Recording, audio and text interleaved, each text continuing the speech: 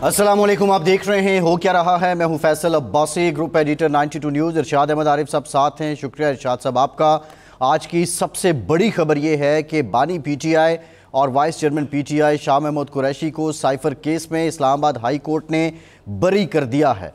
जो एफआईआर थी official secret act के तहत, उसमें जो चार्जेस थे उन इल्ज़ामात को मुस्तरद कर दिया है और जो बानी पीटीआई और शाह महमूद कुरैशी की दरख्वास्तें थी बरियत की, उन्हें इस्लामाबाद हाई कोर्ट ने मंजूर कर लिया है। साथ ही साथ आज सुप्रीम कोर्ट में मखसूस नशिस्तों से मुताल्लिक भी समाअत हुई हैं और इस मौके पर सुन्नी इत्तेहाद काउंसिल एक तरफ है जबकि पार्लियामान में मौजूद दीगर जमातें एक तरफ हो चुकी हैं। ये समाअत भी कल तक मुलतवी कर दी गई हैं। आज की ये जो दो अदालती कार्रवाइयाँ हैं, ये पाकिस्तान का जो सियासी हालात हैं इसमें इंतहाई अहमियत की हामिल रही हैं। जो बरियत का फ़ैसला है इसके असरात क्या होंगे, और दूसरी जानिब जो मखसूस नशिस्तों से मुताल्लिक केस चल रहा है, इसमें अगर ये नशिस्तें सुन्नी इत्तेहाद काउंसिल को मिल जाती हैं या ये नशिस्तें किसी को भी नहीं मिलती, उसके असरात क्या होंगे, या ये नशिस्तें जो दीगर जमातें जिनके पास पहले थीं उनको मिल जाती हैं, उसके असरात क्या होंगे पाकिस्तान के अंदर पार्लियामान पर, कानून साजी पर। इस पर भी कुछ मुफस्सल आज बात करेंगे।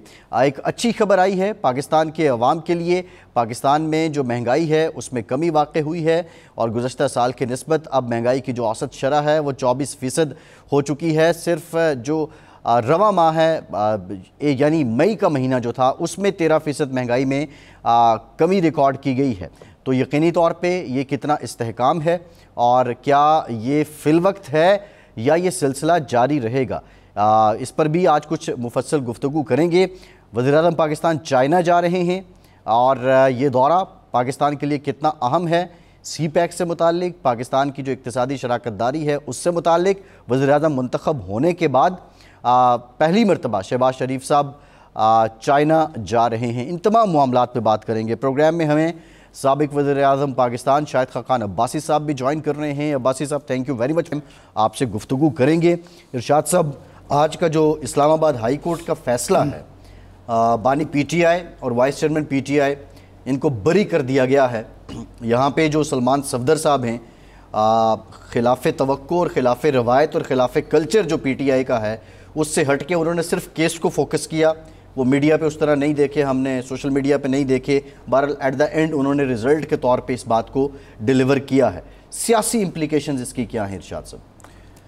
अब इससे पहले तो ये केस में जो इल्ज़ामात थे वो इंतहाई बेसरोपा इल्ज़ामात थे। हम जब ये बात करते थे तो समझा जाता था कि पता नहीं किसी की फेवर ली जा रही है या हमें मालूम नहीं है कानूनी कात क्या हैं। लेकिन आज जब मुख्तसर फ़ैसला सुनाया गया और जो हम पिछले कई दिन से, कई हफ्तों से बल्कि उसकी प्रोसीडिंग देख रहे थे, तो इस्तग़ासा के पास अपने किसी इल्ज़ाम को साबित करने के लिए ना कोई दलील थी, ना कोई गवाह था, ना कोई दस्तावेज़ थी, और लगता था कि बस एक पकड़ना था, अंदर डालना था, वो कर दिया। और वो इसलिए भी हमें नज़र आई बेसरोपा इल्ज़ामात के जिस अंदाज़ में सज़ा सुनाई उस जो मातहत अदालत ने केस के जी कई घंटे की समाअत हो रही है और बड़ा आज नोटिस लिया अदालत ने कि वो जो बयान होता है मुल्ज़िम का वो होता है 5 मिनट के बाद फ़ैसला सुनाया जाता है। यानी गवाह का बयान, मुल्ज़िम का बयान ख़त्म होता है, 5 मिनट के बाद फ़ैसला सुनाया जाता है 77 पेजेस का, 77, यानी 5 मिनट में जज साहब जो हैं वो 77 सफ़े का फ़ैसला सुना देते हैं। इसका मतलब है कि वो पहले से लिखा हुआ फ़ैसला उनके पास मौजूद था। यानी एक मजाक ये भी था, इस तरीके से ही था। तो केस क्या था कि जी एक साइफ़र आया, उसको डिकोड किया गया, वज़ीर-ए-आज़म के सामने पेश किया गया, वज़ीर-ए-आज़म ने उसको लहरा दिया, वज़ीर-ए-आज़म ने उसको मिसयूज़ किया, ताल्लुकात ख़राब कर दिए। और मैं सुन रहा था 2-4 माहिरीन कानून को कि जब एक साइफ़र जो है डिकोड हो गया और कैबिनेट ने उसको ओपन करने का फ़ैसला कर दिया और वज़ीर-ए-आज़म जो कौमी मफादात का मुहाफ़िज़ है वो ये समझ रहा है कि कौम को इसका इल्म होना चाहिए, तो उसके बाद इल्ज़ाम क्या रह जाता है। एक बात। दूसरी जो चीज़ साइफ़र में लिखी हुई है, जब अमलन वो हो गया, हुकूमत की तब्दीली का ही था ना, वो हो गया, तो उसके बाद तो वो साबित हो गया कि जी बाकी कोई ना कुछ हुआ है और मुदाखलत हुई है, आपने उस पर डिमार्च भी कर लिया, तो उसके बाद रहा कुछ नहीं था। लेकिन अब ये इसके सियासी क्या है? सियासी ये है कि पहले से जो एक नैरेटिव था कि जी इमरान खान के ख़िलाफ़ ये इल्ज़ामात सियासी हैं, ये मुकदमात सियासी हैं, उसको मज़ीद तक़वियत मिली है। बल्कि सिर्फ ये इमरान खान का मामला नहीं है, बल्कि इससे पहले भी हमारे यहाँ ये नैरेटिव चलता रहा है कि सियासतदानों को निशान इबरत बनाने के लिए या सियासतदानों को किसी नाकर्दा गुनाह की सज़ा देने के लिए मुकदमात बनते हैं, फैसले लिए जाते हैं, वो रिवर्स हो जाते हैं। लेकिन मेरा ख्याल है अब्बासी साहब मौजूद हैं, सेंसिटिविटी है उसके बारे में भी जानते हैं, समझते हैं। एक तो भाई साहब, आप क्या समझते हैं कि ये मामला इतना सेंसिटिव रहा, और अगर ये इतना सेंसिटिव था तो इसकी जो प्रोसिक्यूशन है वो इतनी कमज़ोर क्यों हुई, और अदालत ने आज ट्रायल कोर्ट के इस फैसले को, तो बल्कि खुसूसी अदालत के फैसले को बिल्कुल उड़ा के रख दिया इस्लामाबाद हाई कोर्ट ने? देखिए, केस हक़ाइक़ की बुनियाद पे बनाने चाहिए। मैं हमेशा कहता हूँ कि हमने यहाँ पर एक मजाक बना लिया सारे मामलात का, उल्टे सीधे केस बनाते रहते हैं जिसकी ना कोई हकीकत होती है, ना अकल तस्लीम करती है, ना कानून तस्लीम करता है। तो ये अगर तो हाई कोर्ट ने कानून के मुताबिक फ़ैसला कर दिया कि उनके ख्याल में कोई कानून की खिलाफवर्जी नहीं हुई, तो उन्होंने बरी कर दिया, बात ख़त्म हो गई। तो ये ज़रा केस बनाने से पहले सोचना चाहिए कि केस हम बना क्या रहे हैं, कोई कानून तोड़ा गया है या नहीं तोड़ा गया जी। तो मैंने तो यही देखा है कि पिछले कम से कम 30-35 साल में कि ये उल्टे सीधे केस हम बनाते रहते हैं और आवाम का वक्त भी ज़ाया करते हैं, लोगों का एतमाद उठ जाता है अदालतों से। तो इनसे ज़रा भाई साहब दूर रहे इन मामला से, तो बेहतर होगा मुल्क के लिए। नहीं भाई साहब, सवाल ये है कि ये बतौर साबिक वज़ीर-ए-आज़म आप बताइए कि ये वाक़या क्या असल में इतना हसास था ये मामला, या ये इतना हसास नहीं था, इसको हसास बना के पेश किया गया? और अगर हसास था तो ये जो केस बना या प्रोसिक्यूशन ये कमज़ोर क्यों रही? देखिए, केस क्या था कि साइफर जो था, जो सीक्रेट डॉक्यूमेंट होता है, ऑफिशियल सीक्रेट्स एक्ट उस पर अप्लाई करता है, तो उसकी खिलाफवर्जी हुई है। यानी मुल्क का एक कॉन्फिडेंशियल सीक्रेट डॉक्यूमेंट जो है उसको पब्लिक डोमेन में लाया गया, उसको डीक्लासिफाई किया गया या नहीं किया गया, शायद ये सवाल था। तो अगर प्रोसिक्यूशन पढ़ लेती कि काबीना ने उसको डीक्लासिफाई कर दिया, यानी उस पर से ऑफिशियल सीक्रेट्स एक्ट हटा दिया, तो फिर कोई केस नहीं बनता। तो ये हम बदकिस्मती से हम केस पहले बनाते हैं और सोचते बाद में हैं। ये कोई नई बात नहीं है, ये सब के साथ ही हो चुका है। तो आज इमरान खान साहब के साथ हो रहा है। बहरहाल उनकी इस केस से तो जान छूट गई है मेरे ख्याल में। नहीं, तो आपके ख्याल में ये जिस तरह मैं तासुर ले रहा हूँ कि ये केस कमज़ोर था इसलिए उनकी जान छूट गई, या पहिया उल्टा घूमना शुरू हो गया जो आम तौर पर होता है सियासी केसेस में?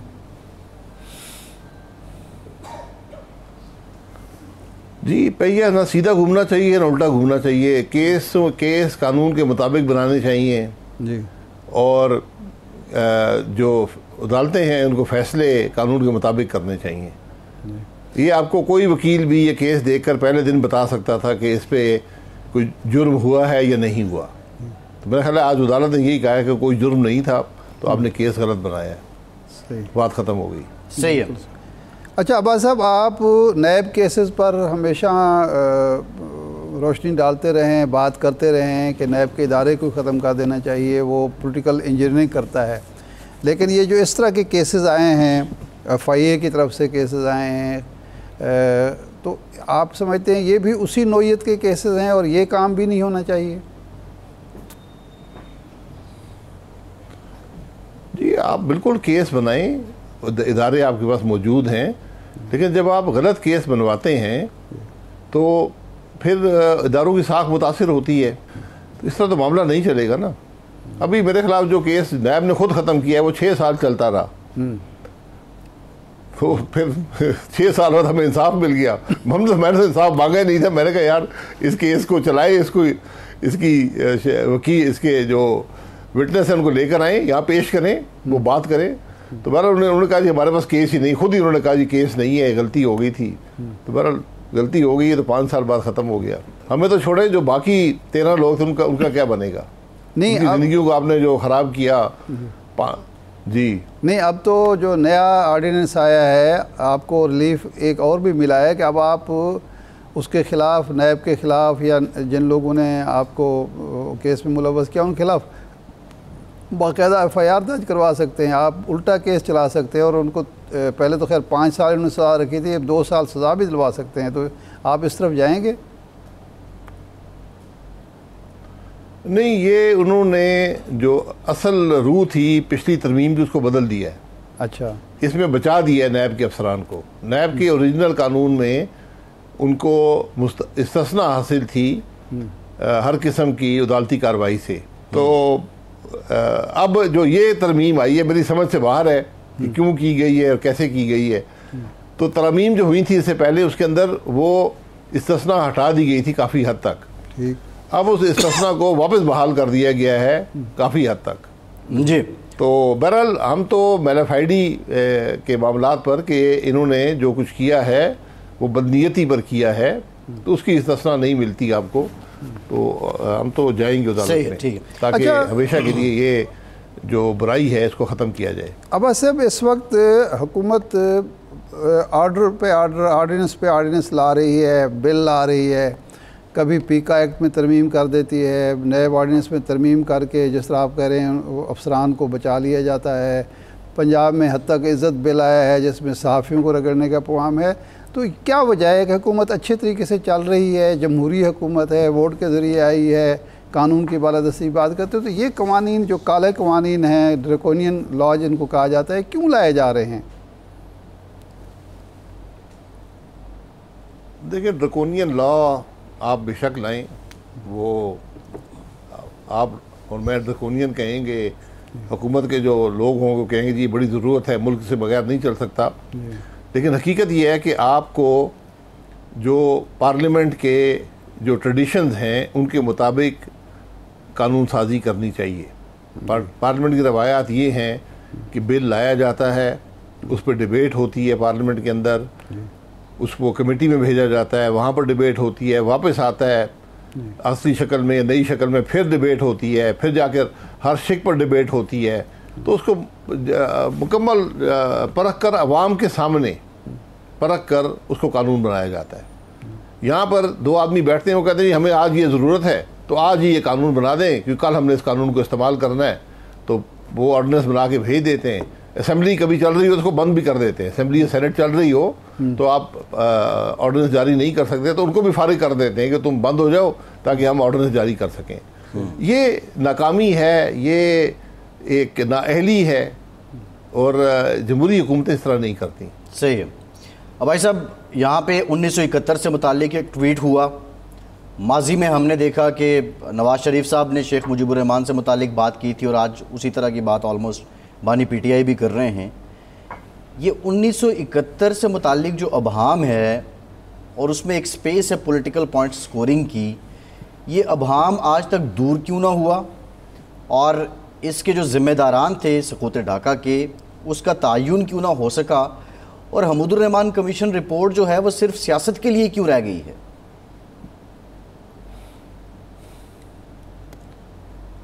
देखिए, हम हर मामले पर सियासत खेलने की कोशिश करते हैं। आज जो पॉलिटिशियन हैं उनको बात करनी चाहिए अपनी कारकर्दगी की। हुकूमत में रहे हैं, जब हुकूमत में थे तो अगर ये इतना बड़ा इशू था तो हमूदुर रहमान कमीशन रिपोर्ट को पब्लिक कर देते। हमने पब्लिक किया है, लेकिन उसके 2 चैप्टर या 3 चैप्टर उसके अभी भी खुफिया रखे हैं। और इस दौर की हालत ये है कि पूरी जो हमूदुर रहमान कमीशन रिपोर्ट है कोई 12-15 साल से नेट पर मौजूद है। तो पता नहीं हम क्या छुपाना चाहते हैं, किससे छुपाना चाहते हैं। मैं कई दफ़ा कह चुका हूँ कि हम वो मुल्क हैं जिसने अपनी तारीख भी मसख कर दी है। आप यकीन करें, मैंने ये जो स्कूलों में किताबें पढ़ाते हैं तारीख़ मुताला पाकिस्तान, मैंने वो पढ़ी है। उस तारीख़ का कोई ताल्लुक भी पाकिस्तान के हक़ाइक़ से नहीं है। पिछले तकरीबन 40 साल की तारीख का तो मैं खुद गवाह हूँ, उससे पहले भी हमने देखा है। तो आप यकीन करें कि उसका ताल्लुक इस मुल्क की हकाइक से नहीं है। हमने हकाइक को मसक कर दिया, हकाइक को छुपाते फिरते हैं। इस दौर में ये काम नहीं हो सकते। क्या हुआ 1970 में, ये पूरा पाकिस्तान अब जान चुका है कि एक इलेक्शन हुआ, हमने उसके नताइज को तस्लीम नहीं किया। हमने कहा कि नहीं, आपको हक, जो जमात 50% से ज़्यादा सीटें ले चुकी थी, हमने कहा ये आपको हक हासिल नहीं है कि आप मुल्क में हुकूमत बना सके, तो वो अलहदा हो गए। ये सारी हकीकत है। हमने कभी कहा जी वो गद्दार है, ये आज गद्दार है, कल उसको फिर हमने मुहब्बे वतन का दे दिया, उस पर मेडल लगा दिया। तो ये काम हम करते रहे हैं। आज के गद्दार कल के मुहब्बे वतन बन जाते हैं, आज के मुहब्बे वतन कल के गद्दार बन जाते हैं। तो ये तमाशे हमें बंद करने पड़ेंगे, वरना मुल्क तरक्की नहीं करेगा। अच्छा अब्बास साहब, अभी नवाज शरीफ साहब जब पार्टी के सरबराह बनते हैं, सदर बनते हैं दोबारा, तो वो आपकी ख़ास तौर पर तारीफ़ करते हैं, आपकी साबित कदमी की, और उनका साथ आपने 99 में दिया, त्यारा साजिश केस के मौके पर आप खड़े रहे उनके साथ। तो ये जो तारीफ़ हुई और जिस तरीके से उन्होंने खराज तहसीन पेश किया, तो क्या आपको मोम किया उनकी इन बातों ने, और अब आप दोबारा उनसे रुजू कर सकते हैं, उनके साथ बैठ सकते हैं? देखिए, मेरी कोई नाराज़गी मुस्लिम लीग नून के साथ नहीं है। मैंने 35 साल मुस्लिम लीग नून में गुजारे हैं जी। मेरी कोई खफगी, कोई नाराज़गी नहीं है।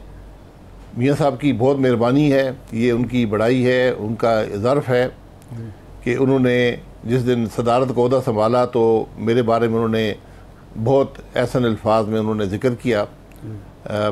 एक 35 साल का ताल्लुक़ है, उन्होंने वो ताल्लुक़ निभाया है, मैं उनको बहुत मशकूर हूँ। ये जो कुछ हम करते हैं वो किसी के लिए नहीं करते, अपने ज़मीर के लिए करते हैं, अपनी सोच के मुताबिक करते हैं। मुश्किल वक्त भी आते हैं, तो मेरे ख्याल है इस बात का एहसास मुस्लिम लीग नून के अंदर भी होगा कि जब 13 अक्टूबर को कितने लोग मुस्लिम लीग नून के साथ रह गए थे। और ये सब हकायक, ज़रा मैं फिर कहूँगा हकायक बड़े तल्ख हैं कि मुशर्रफ दौर में कितने रह गए थे, और ये जो बाजवा साहब का दौर था पिछले 5-6 साल, इसमें कितने लोग हकीकी तौर पर मुस्लिम लीग के साथ थे या नहीं थे। तो बहरहाल ये बातें हम जगह पर हैं, लेकिन मैं मियाँ साहब का एक ज़ाती उससे ताल्लुक़ है, और मुझे वो ताल्लुक़ का बहुत एहतराम है। ये उनकी बहुत मेहरबानी है कि उन्होंने उस वक्त मुझे याद किया। नहीं, लेकिन अब आपका जो अवाम पाकिस्तान पार्टी का आइडिया है वो बरकरार है, और अब आप आ रहे हैं, जून तो आ गया है, जून में आपने कहा था कि हम मंजर आम पर आएंगे, बाकायदा कोई कन्वेंशन कर रहे हैं? जी बिल्कुल, हम पार्टी का लॉन्च जो है वो इंशाल्लाह कोशिश है कि इस महीने में हो जाए। वो एक सियासी जमात है, सियासी जमात बनाने का हक हर पाकिस्तानी को आइन देता है, और हम ये समझते हैं कि आज एक नए सियासी इनिशिएटिव की मुल्क को ज़रूरत है, क्योंकि जो जमातें आपके सामने हैं, क्या वो मुल्क के मसाइल हल कर सकी हैं? क्या वो एक बेहतर सियासत दे सकी हैं? क्या वो अवाम को फलाह व बहबूद दे सकी है? बिल्कुल। ये तो आज पाकिस्तान जिस मुश्किल में है, मैं हैरान हूँ कि शायद हमें उस बात का एहसास भी नहीं है, क्योंकि मुझे वो उजलत या वो तकलीफ़ आज हुकूमत के अंदर नज़र नहीं आती, या अपोजिशन के अंदर भी, जो मुल्क के मसाइल जब इस हद तक बढ़ चुके हों। मैं कई दफ़ा सोचता हूँ कि शायद मुल्क के मसाइल की शिद्दत का एहसास नहीं है, तो वो भी बहुत बड़ी ख़राबी है। अगर शिद्दत का एहसास है और कर कुछ नहीं रहे तो वो उससे भी बड़ी ख़राबी है। तो बड़े अजीब से हम हालात से दो चार हैं। तो हम ये समझते हैं कि एक नए पॉलिटिकल इनिशिएटिव की आज ज़रूरत है, और उस पर इंशाल्लाह काम करेंगे। बाकी पाकिस्तान के अवाम के हाथ में जो फैसला वो करें सर। जी, आखिरी सवाल, क्योंकि आपने जाना है, मुशाहिद हुसैन साहब अगले 2-4 दिन पहले हमारे प्रोग्राम में थे। उन्होंने कहा एक तो चीन के साथ हमारे ताल्लुकात को उस तरह के बहुत जिस तरह होते हैं या होने चाहिए वो नहीं हैं। वो हमें जो मशवरा दे रहे हैं कि अंदरूनी जंग और लड़ाई आप ख़त्म करें और अपने हमसाया ईरान और अफ़गानिस्तान के साथ ताल्लुकात बेहतर करें, हम उनका मशवरा नहीं मान रहे। आप एक बाखबर इंसान हैं, साबिक़ वज़ीर आज़म हैं, आपकी इतला भी क्या यही है, और ये शहबाज शरीफ साहब के दौरे से सूरत हाल बेहतर हो जाएगी? देखिए, मेरा मशवरा ये होगा कि जो पाकिस्तान चीन के ताल्लुकात हैं उनकी एक ख़ास अहमियत है, चीन के अंदर भी और पाकिस्तान के अंदर भी।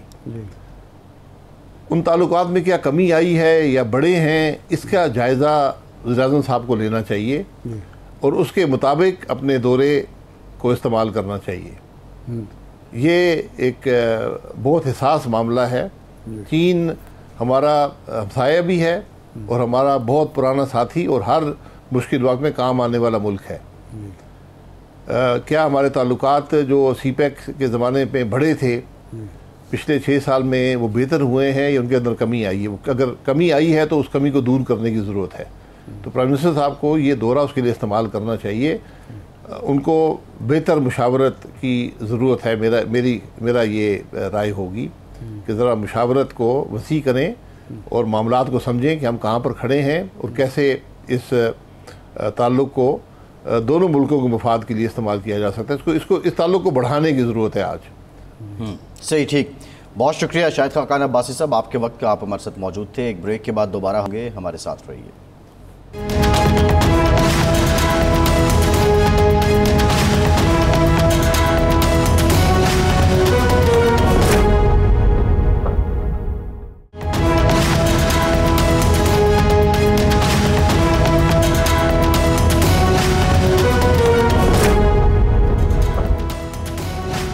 ब्रेक के बाद एक बार फिर से आपको खुशामदीद कहेंगे। इरशाद साहब, एक इम्पॉर्टेंट मामला, बल्कि 8 फरवरी के बाद हमने देखा जो पीटीआई क्लेम करती है कि हमारी जो मैंडेट है वो चोरी हुआ और हमें मिलना चाहिए।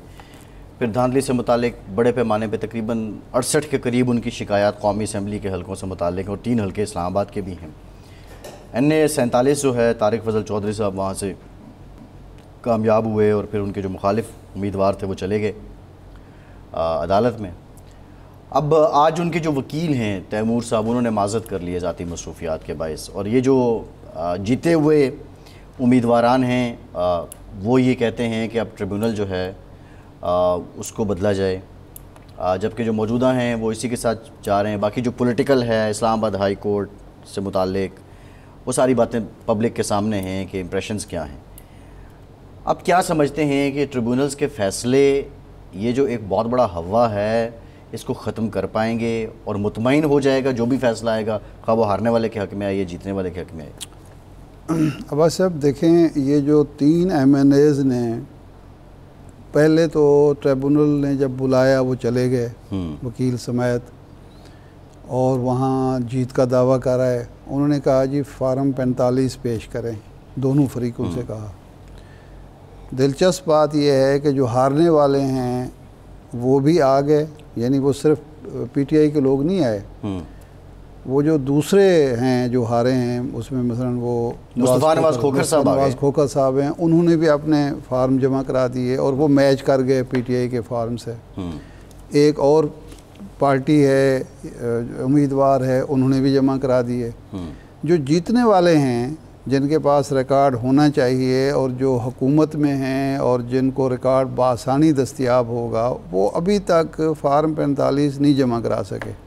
बल्कि एक उम्मीदवार ने कहा जी हमारे पास तो है ही नहीं भाई, आपके पास, आप कमाल है, इलेक्शन आप लड़े हैं, जीते हैं और आपके पास फार्म 45 नहीं है, आपको कैसे पता चला कि आप जीत गए हैं? एक बात। अब ये अदम एतमाद कर दिया है। लाहौर में और पंजाब में तमाशा ये हो रहा है कि ट्रिब्यूनल ही बन रहे और वो इलेक्शन कमीशन नहीं बना रहा कि चीफ जस्टिस साहब, chief justice Lahore high court ने जो जजों के नाम दिए, ये जो ट्रिब्यूनल्स हैं इन्होंने 120 दिन में फ़ैसले करने होते हैं और 120 दिन से ज़्यादा गुजर चुके हैं, ट्रिब्यूनल नहीं बने। तो उसने तो वो जो एक प्रोपेगेंडा था, जो एक मुहिम थी पीटीआई की कि जी हम जीते हुए हैं, ये हारे हुए हैं, उसको तक़वियत दे दी है कि अब हमेशा ये होता है कि जो ताख़ीरी हरबे जो हैं वो हारने वाले इख्तियार करते हैं कि ताकि हमारा इम्पेक्ट बना रहे कि जी इलेक्शन हमने जीता और ये हमें हरा दिया गया, ये वो। लेकिन उनको भी पता होता है कि जी फ़ैसला क्या आना है। अब ये जीते हुए हैं वो ताख़ीर कर रहे हैं या ट्रिब्यूनल नहीं बनने दे रहे, और इलेक्शन कमीशन का भी कमाल है कि भाई आप ट्रिब्यूनल क्यों नहीं बना रहे, आप मर्ज़ी के जज क्यों मांग रहे हैं। और यहाँ तीनों जो कैंडिडेट्स हैं भाई, एक तो इनमें से कोई जीता हुआ होगा, उसको तो एतमाद होना चाहिए कि जनाब मैं तो हाज़िर हूँ, आएँ। कभी वो पेशी पे हाज़िर नहीं होते, कभी फार्म का बहाना बनाते हैं, फार्म 45 फ़ायदा उठा रहे हैं जो लेकुनाज और जो सिस्टम के अंदर नहीं। इसके नतीजे में देखें, इसके नतीजे में जो नुकसान हो रहा है, नुकसान जो हो रहा है वो हो रहा है कि जी आपका जो नैरेटिव है जीतने का, वो आप वो जो डॉक्टर शाहिद मसूद साहब का एक लफ्ज़ है ज़बरदस्त, वो हो रहा है को आप अपने जीतने के तासुर को ख़राब कर रहे हैं जी, और हारने वालों को बयानिए को नैरेटिव को तक़वियत पहुंचा रहे हैं कि वाकई हम हारे हुए हैं इसलिए तो भाग रहे हैं। अच्छा, ट्रिब्यूनल दूसरा जज आ जाएगा, अगर आप जीते हुए नहीं हैं तो दूसरे जज ने भी, फिर इसका मतलब है सिर्फ आप ताख़ीर चाहते हैं कि जितने दिन आप MNA रह सकते हैं वो तो रह लें ना, बिलाखिर तो निकल ही जाना है। जो ये आपने जज की बात की है, एग्जैक्टली जो आपने जज की बात की है, ये भी बड़ा अनफॉर्चुनेट है पाकिस्तान में। आज जो फैसला आया है इस्लामाबाद हाई कोर्ट से, ऑब्वियसली उसके बाद PTI के लोग बल्ले बल्ले कर रहे हैं, वो अपनी एक विक्ट्री एंजॉय कर रहे हैं, लेकिन इम्पॉर्टेंट बात कि इस फैसले को हेड कर रहे थे chief justice Islamabad high court, और उनके बारे में जो PTI के लोग और इवन तर्जुमान जो उन्होंने बातें की हैं करते रहे हैं, ये रविश कैसे ख़त्म होगी? अब देखें, अब जो फैसला है इसमें इसके 3 पहलू हैं। देखें, नंबर 1 तो ये है कि सियासी जमातों को ये तय कर लेना चाहिए कि जी हमने इंसाफ अदालतों से हासिल करना है और अदालतों को में सियासी मुदाखलत नहीं करनी। जजों का तकर्रुर का ऐसा पायदार निज़ाम हो कि किसी फरीक को ये कहने का मौका ना मिल सके कि ये जज फ़लाँ का हामी है, ये जज फ़लाँ का हामी है। मेरा बंदा वाला कल्चर। मैं ख़बर एक पुरानी पढ़ रहा था कि जब जस्टिस बाबर सत्तार के तकर्रुर का मामला था तो ख़बर ये थी एक अखबार की उस वक्त कि मियां नवाज शरीफ साहब ने अपने साथियों को ये हिदायत की है, क्योंकि वो पार्लिमानी पार्टी का भी होता है और दूसरा वकला का बार काउंसिल का भी होता, हिदायत ये की थी कि इनके हक़ में वोट डालना है, इनको हर सूरत में जज बनना चाहिए। और वफाकी हुकूमत उस वक्त इमरान खान की थी, वहाँ जब इनका नाम आया तो वहाँ बाद लोगों ने इनकी मुखालफत की कि नहीं जी ये तो बैठते हैं एक TV शो में और वहाँ बाज़ औक़ात हमारी मुखालफत करते हैं, तो ये तासुर अच्छा नहीं जाएगा। आज जो मुखालफत कर रहे थे उस वक्त वो बढ़ाई बयान कर रहे हैं, उनकी खूबियाँ बयान कर रहे हैं, तहसीन कर रहे हैं, और जो हामी थे सबसे बड़े वही मुखालफत कर रहे हैं। एक तो ये पहलू हुआ कि जी इन सियासतदानों को कुछ सीखना चाहिए। दूसरा, हमारी जो शख्स जज बन जाता है उसको भी अपने फ़ैसलों से ये साबित करना चाहिए कि वो इंसाफ कर रहा है, किसी सियासी मुदाखलत को बर्दाश्त नहीं कर रहा।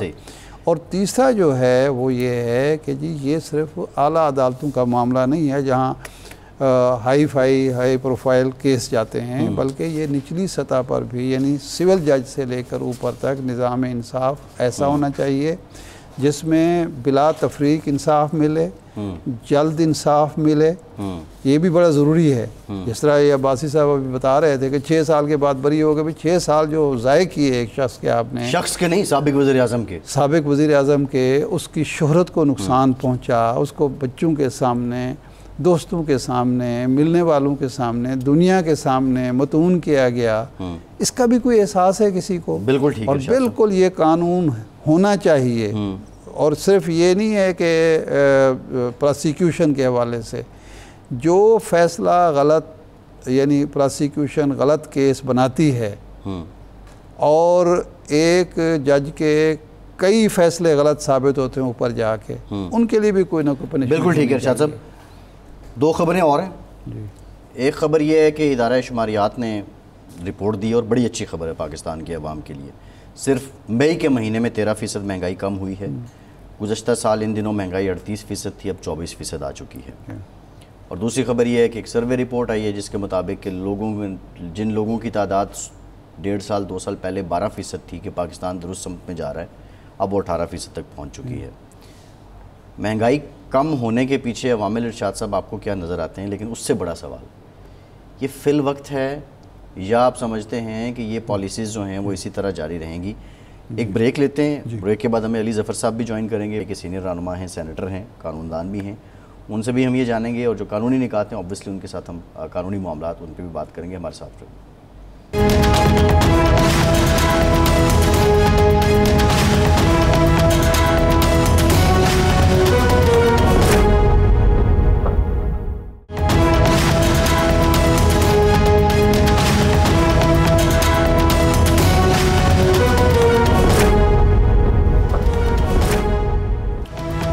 ब्रेक के बाद एक बार फिर से आपको खुशामदीद कहेंगे। हमें ज्वाइन किया है पाकिस्तान तहरीक-ए-इंसाफ के सीनियर रहनुमा और मायनाज कानूनदान सेनेटर अली ज़फ़र साहब ने। बहुत शुक्रिया अली ज़फ़र साहब आपके वक्त का। अली ज़फ़र साहब, आज आपको इस्लामाबाद हाई कोर्ट से रिलीफ मिला है।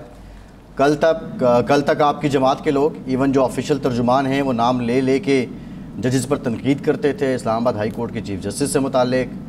क्या आज अदालतों से गिला दूर हो गया है आपका? देखिए जी, जहाँ तक फैसला आज आया है इसमें इंसाफ की फतह हुई है।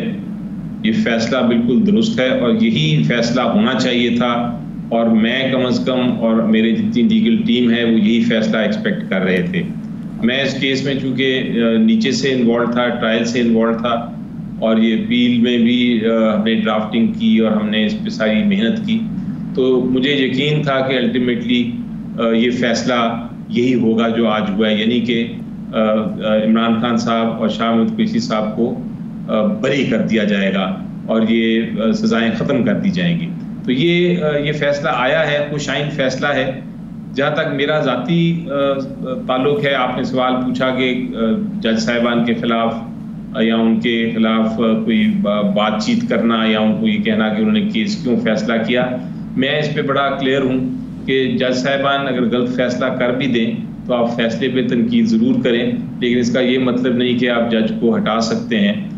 ऐसा कोई कानूनी जवाज़ नहीं, ना इससे ये मॉरली भी गलत है। इसलिए मैंने कभी नहीं कहा, और मैं यही मौक़िफ़ रखा है हमेशा कि आपका जो भी हो, जो भी आप चीज़ सामने आपके आए, आप उसका मुकाबला करें। अब नीचे जो इलेक्शन से पहले तीनों केसेस का फैसला हुआ था, तोशाखाना केस, साइफर केस और इद्दत का केस, ये तीनों जो जज साहिबान ने फैसले दिए थे मेरी नज़र में बिल्कुल गलत फैसले थे, लेकिन तब भी मैंने अदालतों जजों के खिलाफ कोई बात नहीं की। मैंने यही कहा कि उन्होंने जो फैसले किए हैं ये बिल्कुल बेबुनियाद फैसले हैं, ये किसी प्रेशर के तहत किए गए हैं, और ये मुझे यकीन है कि तीनों फैसले जो हैं वो जिस तरह आज साइफर केस का ख़त्म हुआ, उसी तरह इद्दत केस का भी फैसला जल्द आ जाएगा और ख़त्म हो जाएगा वो केस भी। और इसी तरह जो पहले दिन ही में पेश हुआ था जब तोशाखाना केस में, तो अदालत ने वो केस को पढ़ के ये फैसला कर दिया था कि इसकी सज़ा जो है उसको मुअत्तल कर दिया जाए। तो ये ऐसे केसेस हैं जो इतने बेबुनियाद हैं, इतने गलत केसेस हैं, इतने झूठे केसेस हैं, इतने गलत केसेस हैं, इतने आइन के ख़िलाफ़ और कानून के ख़िलाफ़ केसेस हैं कि कोई भी अदालत जो है इनको सस्टेन नहीं कर सकती, इनको एक्सेप्ट नहीं कर सकती। हर अदालत जो है वो इनको ख़त्म करेगी, इन सज़ाओं को, और बाइज़्ज़त बरी करेगी इमरान खान साहब को। अच्छा अली ज़फ़र साहब, ये जो तोशाखाना केस है वो आपने सज़ा मुअत्तल कराई, बरियत की तरफ नहीं गए, वो अदालत नहीं गई बरियत की तरफ, या आपकी इस्तदा नहीं थी बरियत की?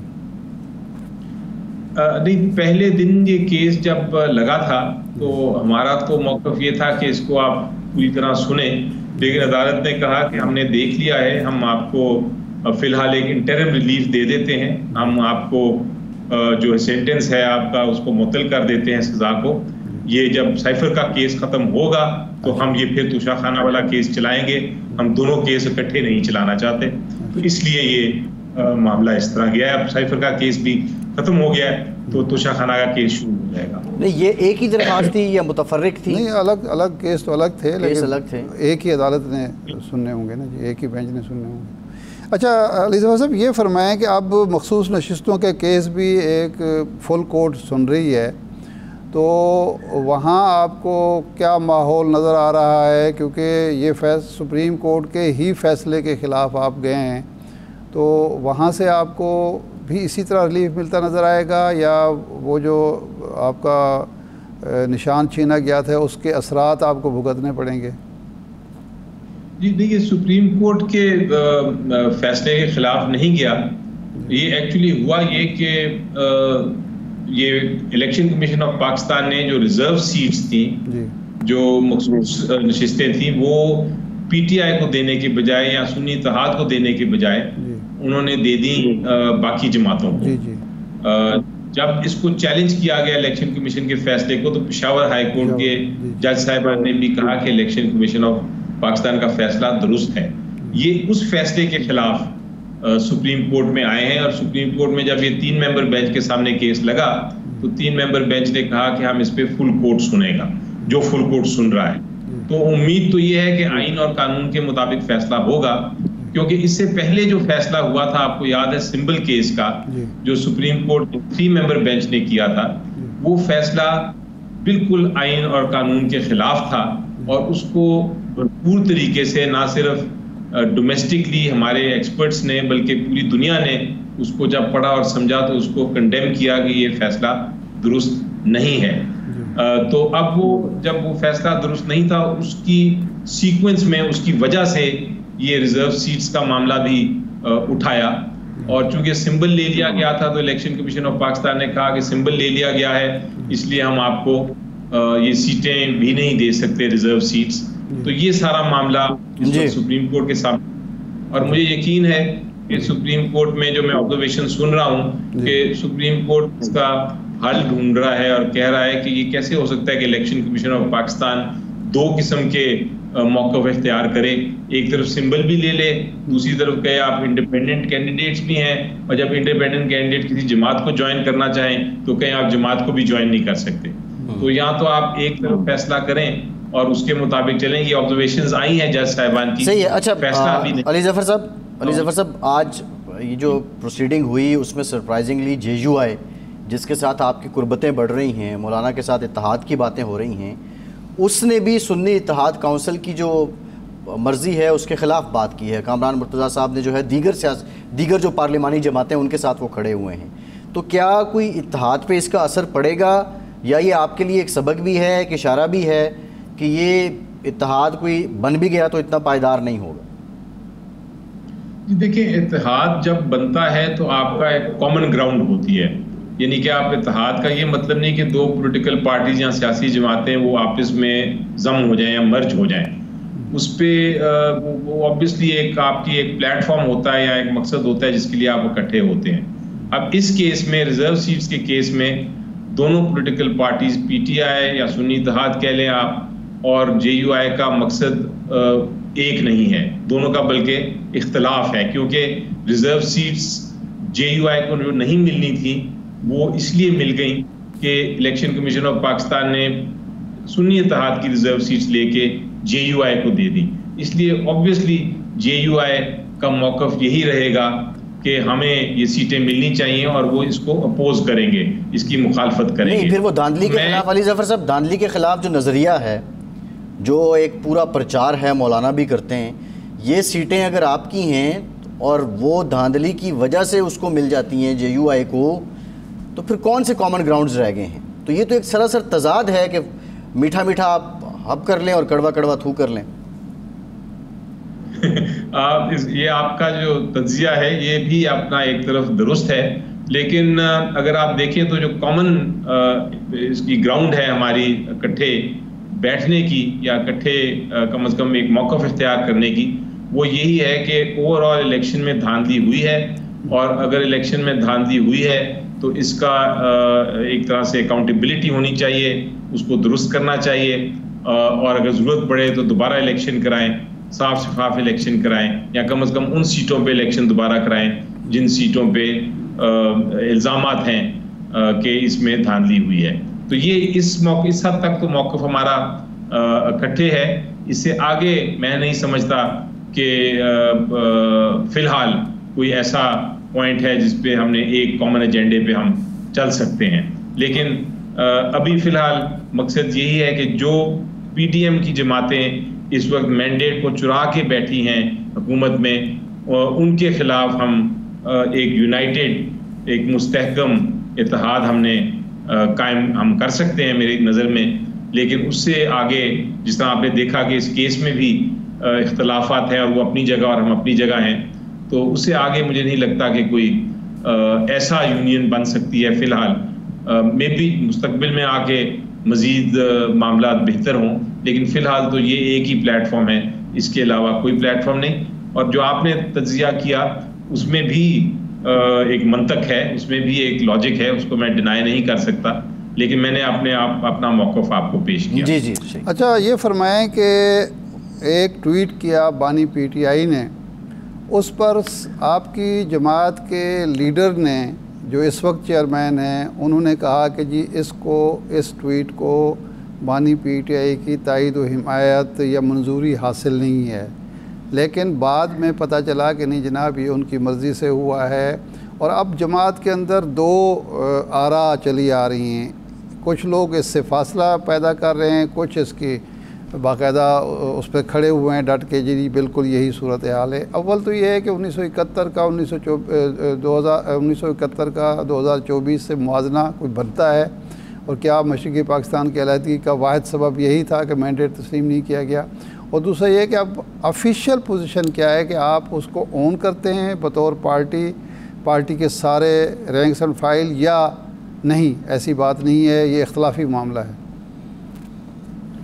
जी देखिए, मैं इसको कुछ इस तरह देखता हूँ कि इमरान खान साहब का जो ट्विटर हैंडल है वो खुद तो नहीं चलाते। उनका जो अवाम से गुफ्तगू करने का तरीक़ेकार है वो सिर्फ दो ही हैं। वो अपनी आवाज़ अवाम तक सिर्फ दो तरीके से पहुँचा सकते हैं। एक तो जब उनका जेल ट्रायल होता है तो वो अपनी गुफ्तगू करते हैं, कुछ सहाफ़ी बैठते हैं एक दूर कमरे में, मतलब 25 फुट दूर एक छोटा सा कमरा है, उसमें सहाफ़ी बैठे होते हैं और वो खान साहब उनको कुछ गुफ्तगू करते हैं और वो फिर आगे रिपोर्ट करते हैं, कुछ रिपोर्ट होती है कुछ नहीं होती। और दूसरा तरीका है ट्विटर हैंडल, ट्विटर करने का, ट्वीट करने का।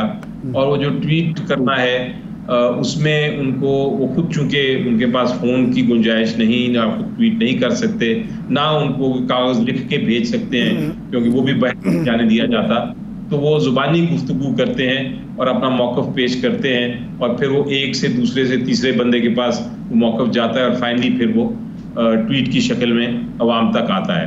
तो उनका जो कहने का मकसद है वो बड़ा वाज़ेह है, वो मैं एक्सप्लेन कर देता हूँ। उनका कहने का मकसद ये है, और ये उन्होंने मेरे बात 2-3 बार दोहराई भी है, कि हर कौम जो है वो अपनी माजी से सीखती है।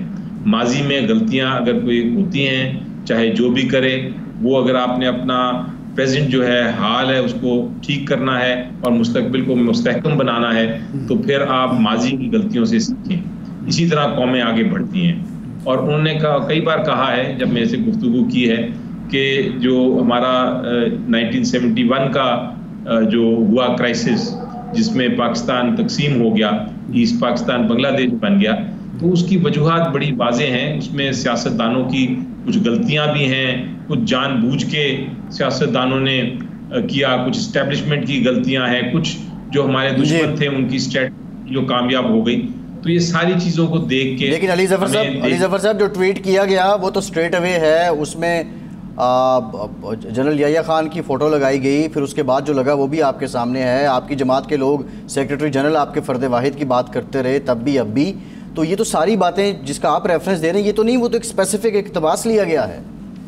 ब्रीफ लेकिन मैं आपको पेश कर रहा हूँ जो ये मौक़िफ़ है, और ये मेरे ख्याल इस मौक़िफ़ में तो कोई किसी किस्म की गुंजाइश नहीं आपको, ना आपको कोई ऑब्जेक्शन होना चाहिए, ना कोई ये इसमें ऐसी बात कर दे जो मैंने सुना कुछ लोगों को कहते हैं कि गद्दारी हो गई है और गद्दारी का मुकदमा चलाना चाहिए। तो ये जो है, ना गद्दारी का मुकदमा बनता है, ना कोई जुर्म बनता है। माज़रत टाइम खत्म हो गया। बहुत शुक्रिया आपके वक्त का। इरशाद साहब आपका शुक्रिया। आज के प्रोग्राम से इतनी इजाज़त दीजिए।